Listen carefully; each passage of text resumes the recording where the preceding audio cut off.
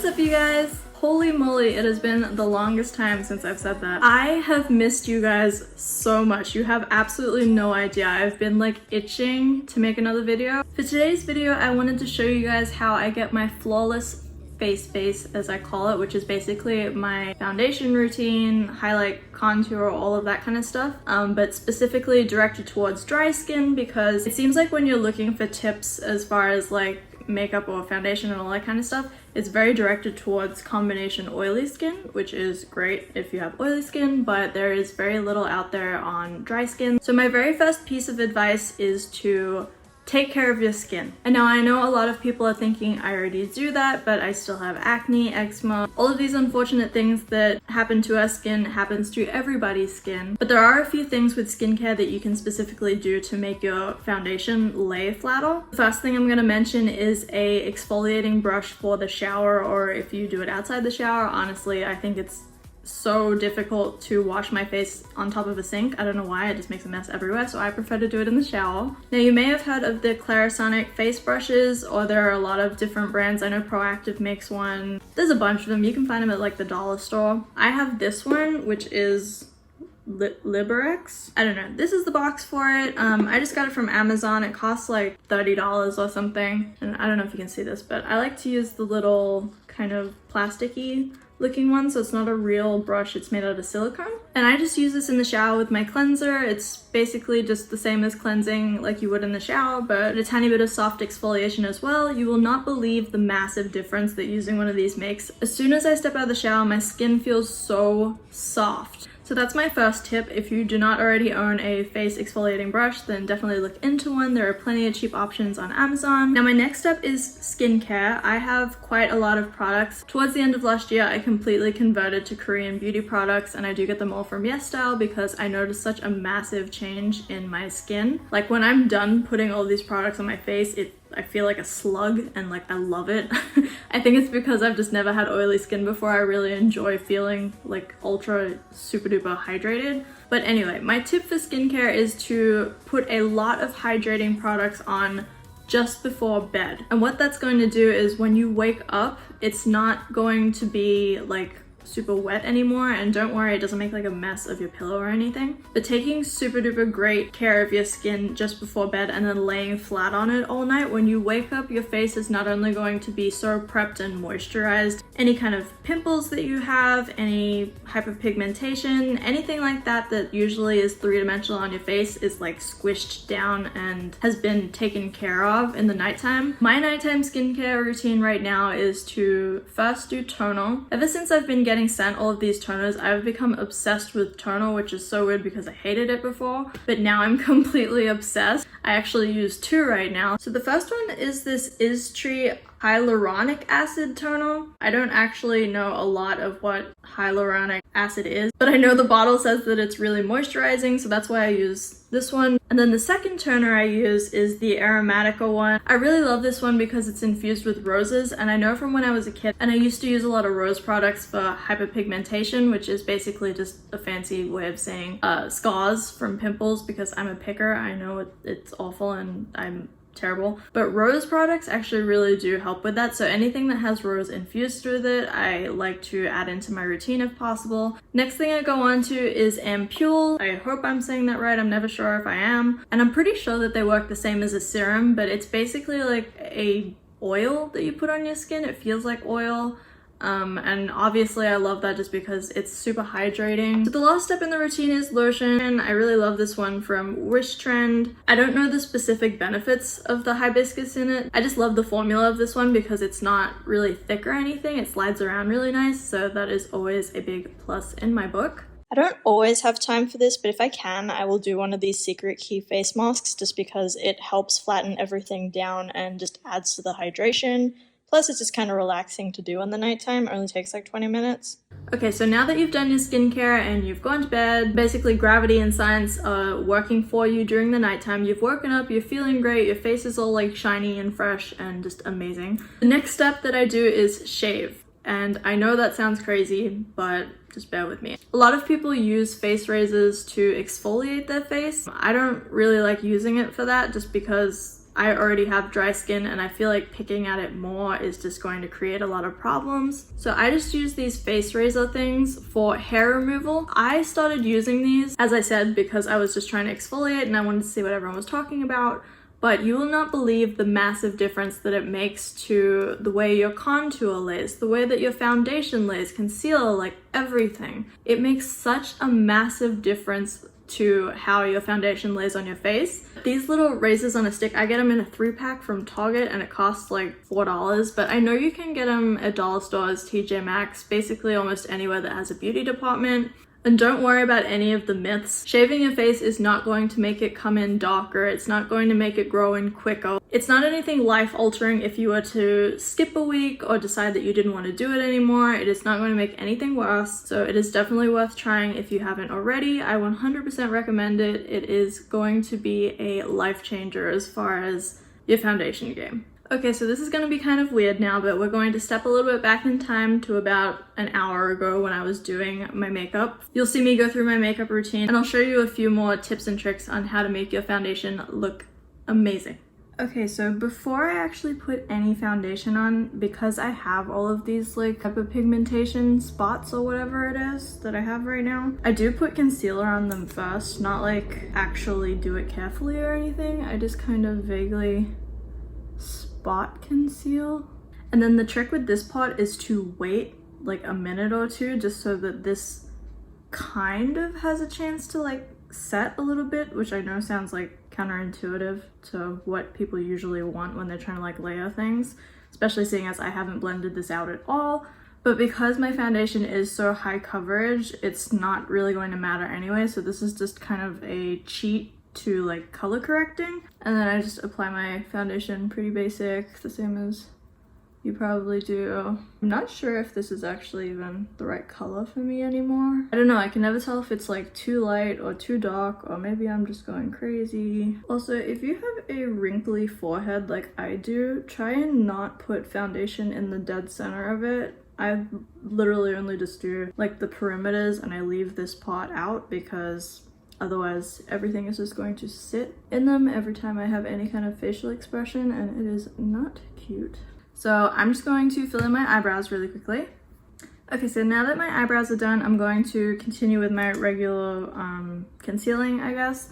This is mainly just for brightening, even though I use the exact same color as I did underneath, but seems to work out okay. I guess while I'm doing this too, I would like to make somewhat of a public service announcement. So when you're concealing just for brightening purposes or like to using it with your contour to reshape your face, please actually just like take a second to study your own face and how you would like to alter things or make things a little different. And I say that just because, like for instance, you watching me and the placement of where I put everything, my contour, my highlight with the concealer and everything, I put it on my cheekbones and the bridge of my nose and my chin. I don't always do chin, and I never do forehead for the same reason I said before, because I don't want anything sitting in any wrinkles or anything. But I did want to bring attention to this because I notice all the time that people are just copying what beauty gurus are doing, which I understand to a certain degree, but your face is not the same as somebody else's face, i.e. to put highlight on your chin, for example, is to bring it out and make it look pointier. So if you already are insecure about having a larger chin, or you think it points out too much or anything like that, putting concealer on it is going to do nothing but make it look even bigger, because you are making it look like the sun is hitting that part of your face first, which means that it is coming further out on your face, if that makes any sense. And that kind of goes hand in hand with any of the highlighting and contouring you're doing on your face. So again, the nose is a really tricky area. And if you've watched any of my past videos, you'll already know that I contour my nose a lot differently than most people do, which you will see in a second. But that is because my nose is very different to everyone else's. So if you have somewhat of a standard nose, like many of the other beauty gurus do, then just putting contour up and down your nose might work fine, great. But please just take into consideration the natural structure of your face and how to work with it, instead of just doing something just because someone else is doing it and then actually in the long run it making things worse. I hope I worded that correctly. I didn't mean to offend anyone or make anyone feel bad for the way that they do things. I don't know, I thought I would bring attention to the fact that everybody's face is different and the same technique will not work the same on everyone. So this is like a huge hack as far as keeping your face looking fresh and not dry or powdery. A lot of people think that a highlight that isn't blinding isn't great, but I actually love soft focus highlights and I use them just as part of my foundation routine, just so that it makes a matte formula look dewy. I'm not gonna open this for you because it's cracked and broken, but I use the KKW medium.